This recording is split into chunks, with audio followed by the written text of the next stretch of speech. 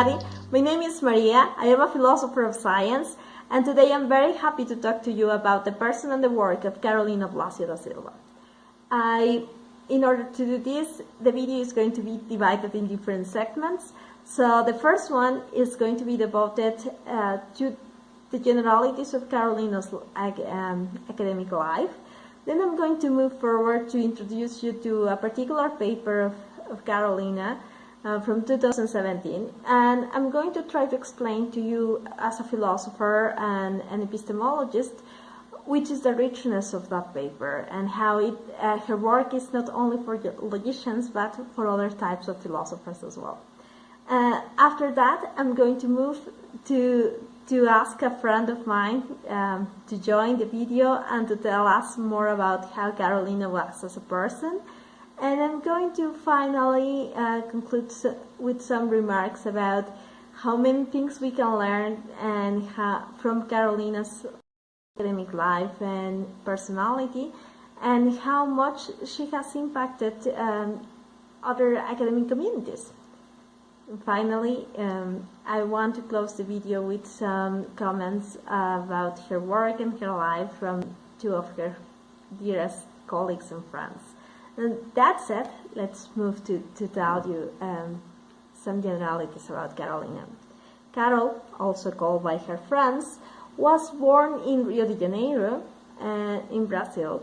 And she was an extremely talented logician who unfortunately died at the age of 33 in 2017. Well, the large majority of Brazilian logicians are coming from either strong backgrounds in mathematics, computer sciences, linguistics, or philosophy even. Carolina came from psychology, and her background was very diverse and very rich, and this richness is visible through all her work. And I'm going to say more about this but when I discuss her paper. So she got a bachelor's degree in psychology, then she got interested in philosophy of mind and moved to philosophy. Got a bachelor's degree in philosophy as well as a master's in philosophy. As a philosopher, she was interested in phenomena associated to philosophy of mind and metaphysics, which was our perception of time and our persistence through time. Her master's research focused on how to explain these phenomena from the perspective of the philosopher Heidegger. And actually, her first published paper focuses on this issue and is titled About the Vulgar Idea of Time in Martin Heidegger. And it dates from her master's times. Then she moved to logic, and she decided to pursue a PhD in University of Campinas, Unicamp, in Sao Paulo, Brazil.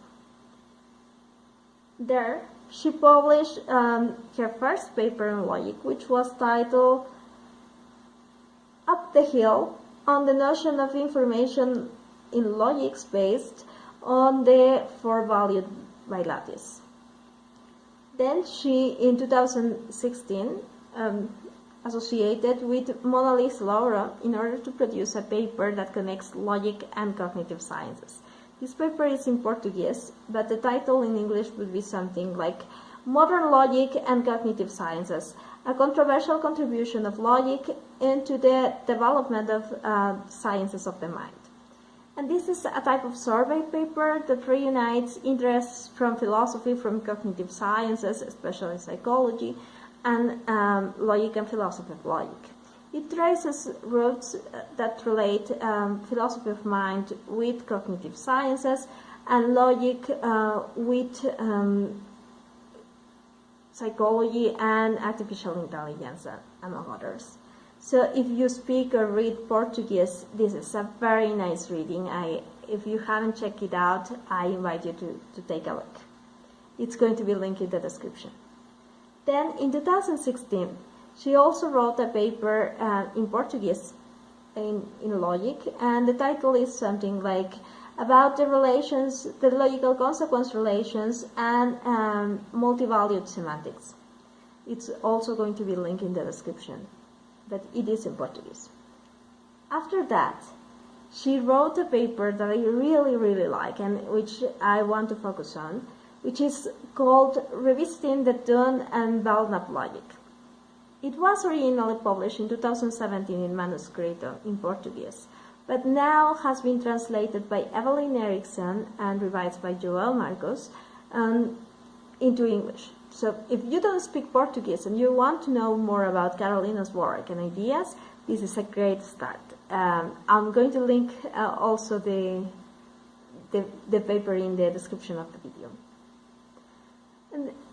And this paper, I really like it because it reunites all these different interests that Carolina had at the same time.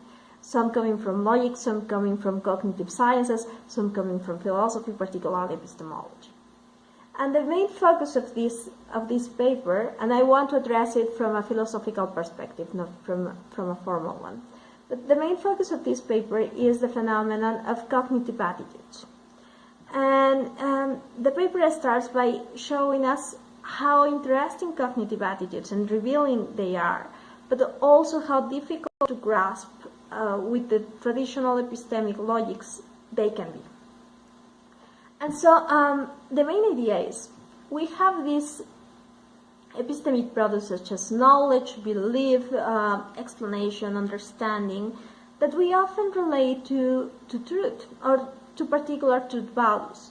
We say that knowledge requires truth. It doesn't reduce to having beliefs that are true, but it requires truth. And we also say that understanding, the large majority of epistemologists would agree, that understanding in a sense requires truth, or at least not falsehood. Explanation also is associated to truth, and so on. And so there are many epistemic products that can be assessed by paying special attention to the truth value or the semantics in the sense that it's behind them. But cognitive attitudes are something different. Cognitive attitudes are reactions that we have towards things regardless of truth value. We can either accept things that are not fully true or that we don't know whether they are true or not, or we can reject things that are true in general, but in a particular context we don't need them. So these attitudes that Carolina is taking into account are acceptance and rejection.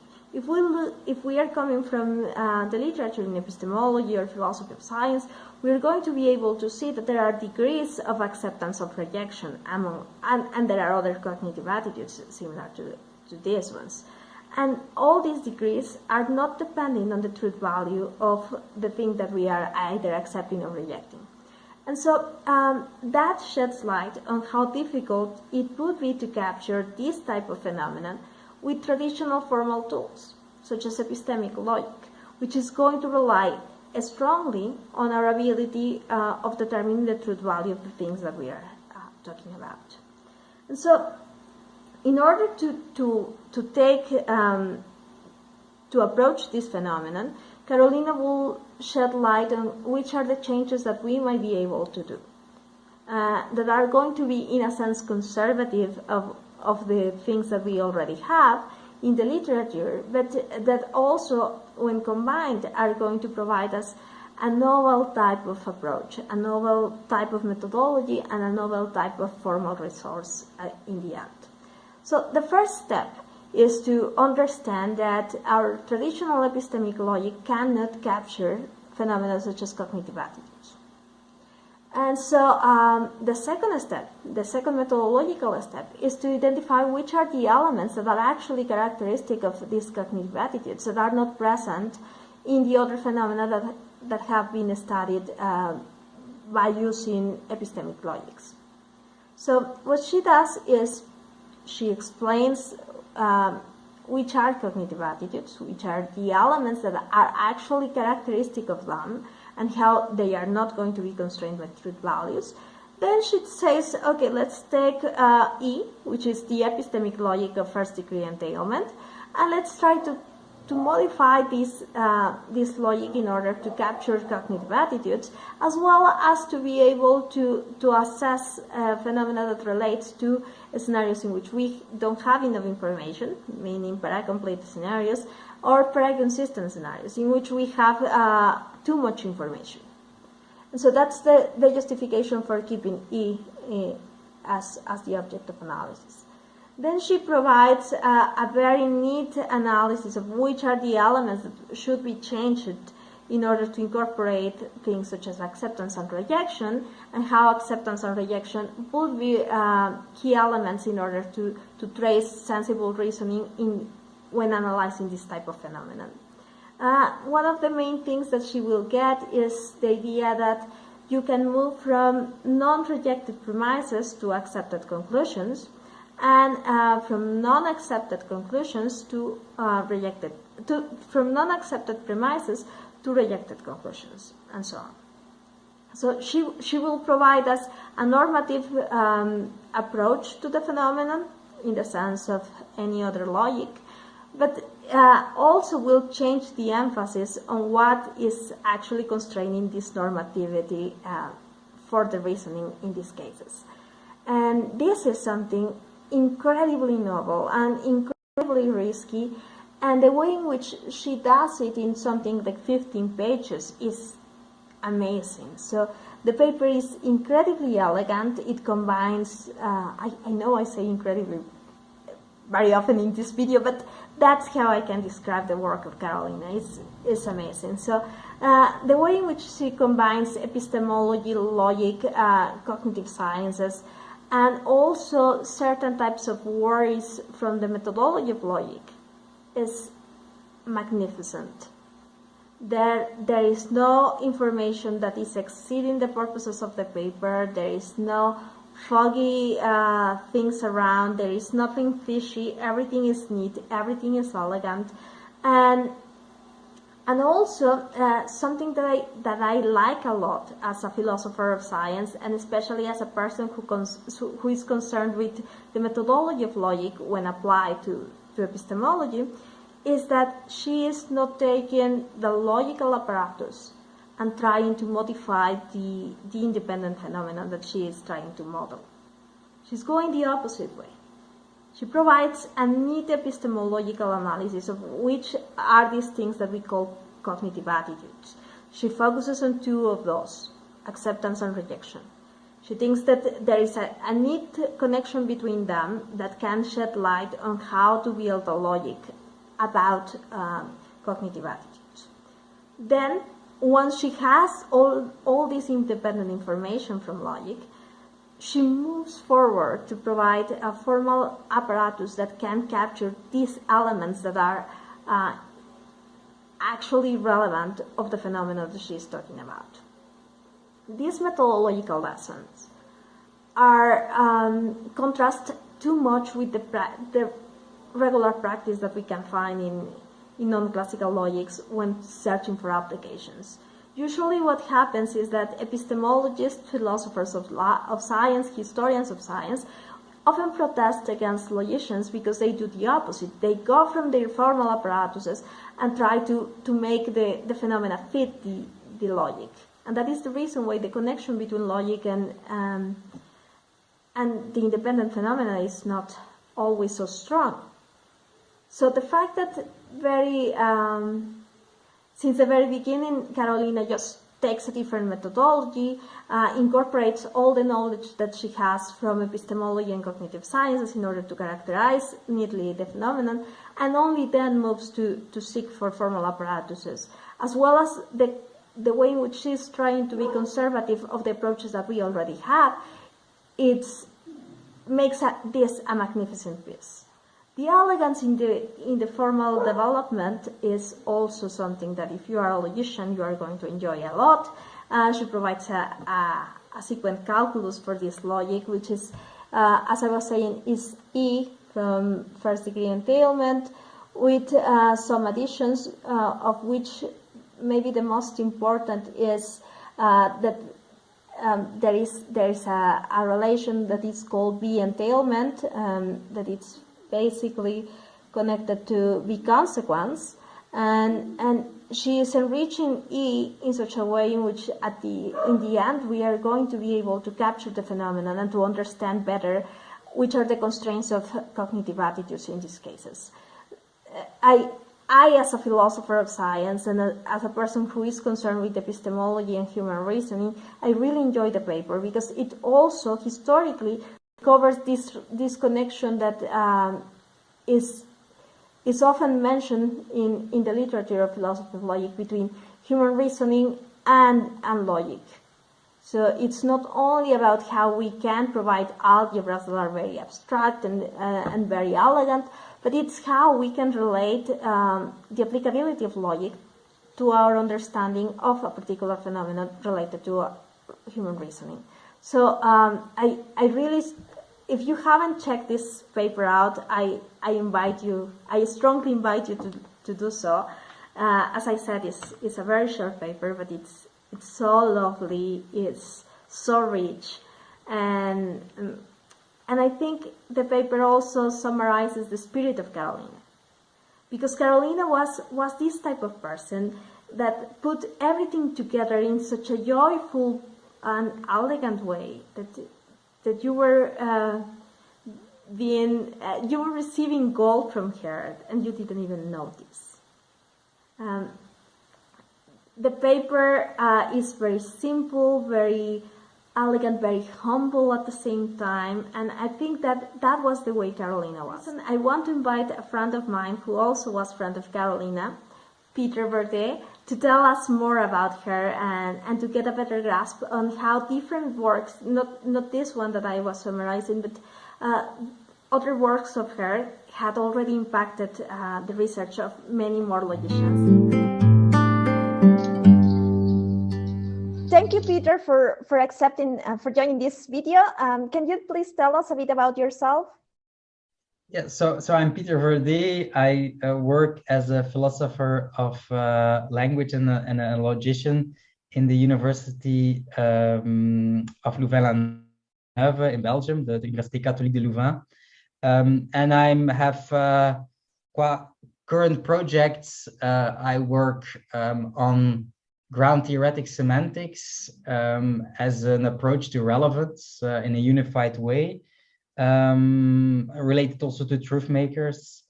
And my other big project is about non-monotonicity in the foundations of mathematics. But in general, I'm interested in everything that concerns non-classical logic and the relations with foundations of mathematics and so on. So you were friends with Carol. How did you meet? How do you remember her as a person, as a friend? Yeah, I think I can say that we were friends. I have very good memories of her.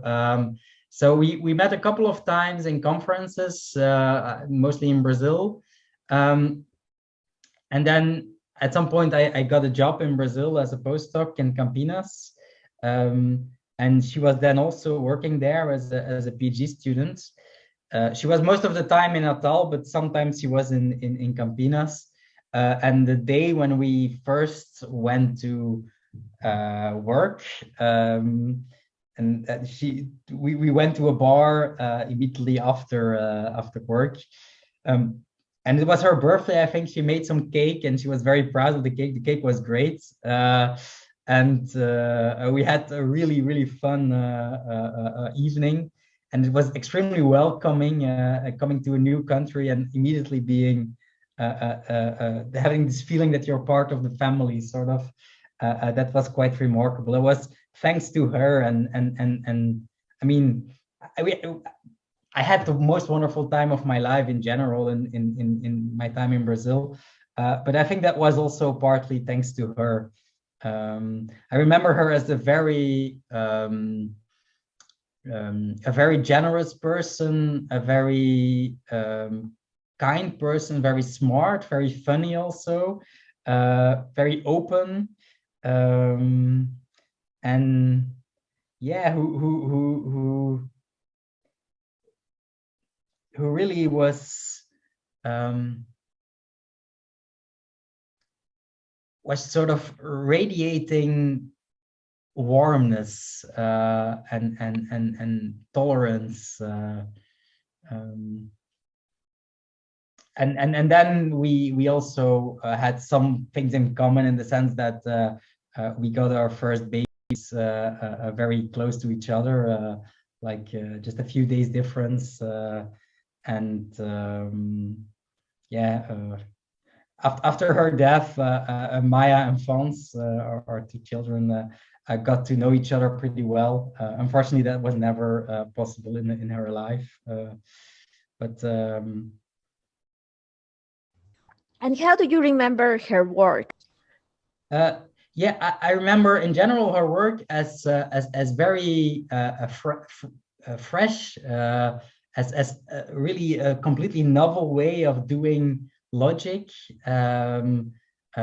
thinking outside of the box, and specifically, I was very interested in the sort of meta-theoretical approach to non-classicality, to not say we're going to define a new matrix, logic with new matrices or new modal logic, but look at logic from like the meta-theoretical perspective, and then see where we can criticize the classical ways of doing things from that point of view, and see what kind of logics come out of there. So this idea of thinking about not just designated values and non-designated ones, but designated, anti-designated, and non-designated and non-anti-designated.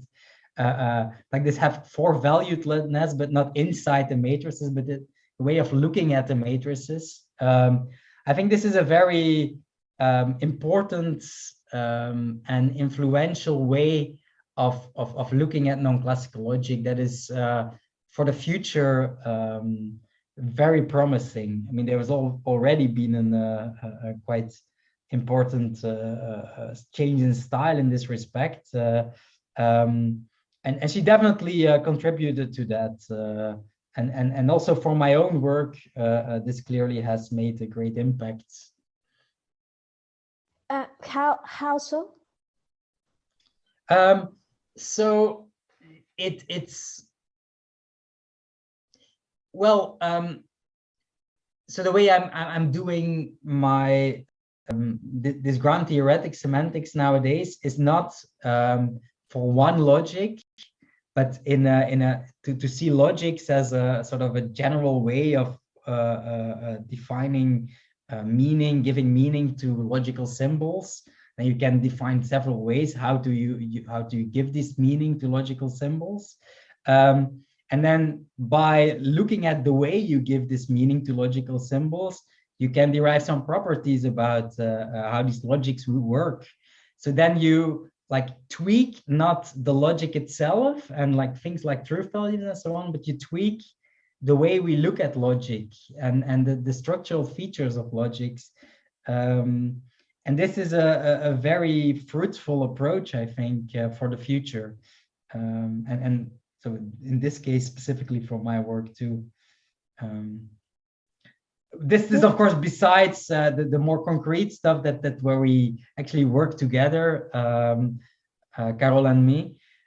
So we had this, she had this very nice idea of transforming an infinitely valued semantics I had developed and presented at some conference into a bidimensional infinitely valued semantics, so some sort of a plane instead of a line of values, to combine FDE's negation with classical negation, and some very fresh ideas he had on that, but we never got a chance to actually work it out into real logic. But also on that topic, my thoughts really advanced a lot thanks to working with her on that specific topic, and the paper that came out is on that topic is clearly influenced by her, and her ideas about that.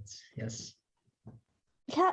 How do you think we can make academia a more welcoming place for young people like Carol, with novel ideas, maybe wild ideas? Do you have any suggestion? My suggestion would be to be not dogmatic at all, to forget about all the dogmas that have been around in logic since it starts, and to welcome even half-baked ideas or very weird ideas, and really check their merits seriously, and well, be welcoming to people who are more likely to have out-of-the-box ideas, people who are not necessarily raised in Western philosophy or something, or in hardcore mathematics, but maybe come from other fields or come from minorities. Of course, the gender balance is very important. And I'm deeply convinced that the more diverse our field gets, the more fresh the ideas will become, and the more future there will be for logic. If we are going to continue working on classical logic and Kripke semantics, then logic will not last for more than 30 more years, because there's simply so much you can do in these narrow borderlines. But if we are opening up to Asian logic and so on, and all kind of substructural ways of doing logics, and influence between other kinds of philosophy and logic, and other kinds of computer science and logic, for example, maybe even psychology, I think we can get to a much brighter future for our field, and a much more interesting future, mostly. Yeah, so I think diversity is key here, now more than ever. And I think this is a great way to start closing this video. I am really happy that Peter was able to join. If you want to know more about Carolina, there is a very beautiful video made by Joao Marcos in the same series, which is going to be a link somewhere in the video. And also I want to say that, as I had already mentioned, Carolina changed the perspective of not only individuals but communities. And you can see that not only in the Brazilian community, but some people from Germany, some people from Belgium, everybody that knew her, in a sense, changed something after knowing her. And that was something that, and that is incredible. And if you, I mean, there is so much that these communities can make about spreading her work. But what you can do is to check out her papers and to get a grasp of what we are talking, because everybody that talks about Carolina talks about her with so much love. And maybe it would be a great idea that you join us in this celebration of her life and her work, and look at her papers and get engaged with her research, and help us to give her more life, a longer life than the one she got. And well, with that I wanted to close the video, showing parts of an interview that we had from another series of two of her colleagues talking about Carolina, so you can get a grasp of how amazing human she was. Thank you very much, and looking forward to see you in a different video. Bye. And I think this is a small story, but actually and she was only a PhD student at that stage. I don't even know if she had already started it. I mean, she had started the PhD. I think she took a while. I think, but she wasn't an important professor at that stage or anything like that. She actually, I mean, I think the sad thing, and one has to be careful not to start crying kind of thought, is that she actually kind of had finished her PhD, had defended it, and she was going back home to her little daughter, and the taxi that she was going into the airport kind of had an accident, and she died. So, I think everyone feels that we had so much to that we expected her to do that didn't get there. Yeah, she was really bright. She was, as Valeria said, she finished her PhD and had this tragic accident the next day. And this was, so I know some of her work. So I read some of the papers that she was writing at the time of the defense of the PhD. So I know more or less what she was doing at the time. And it was brilliant. So she was with João and some other colleagues. She was, expanding the idea of the consequence relation, right? For much way beyond Tarski's notion of consequence. And now João and colleagues, I mean, they published that paper, and they are moving on her idea. So this was her main idea in doing her PhD. Yeah, so and she was a very nice person as well. She liked it. She was really how can I say, full of life. So she liked dancing. She liked cooking. She was really sweet with her daughter, and also with João, her husband.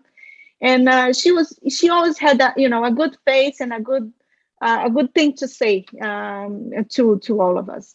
But she was also very bright and very serious about her work, right? So this is how I remember Carol. And to have a special day dedicated to her I think it's a sweet thing to do.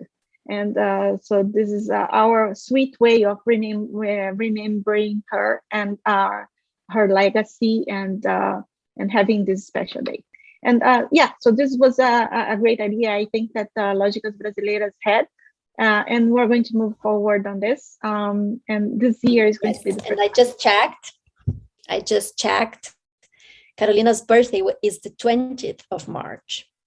And I remember that when we spoke with João Marcos about it, said, oh, this is so beautiful because the 20th of March is right in the middle of the equinox, the fall equinox in the south, global south, and the spring equinox here in the north south. So this is something that we are promising. We will make some videos to gather the memory of Carolina, and maybe and then I don't know, maybe plant little seeds in the beginning of the spring to see what flourishes in the spring of Brazil later in the year or in the years to come.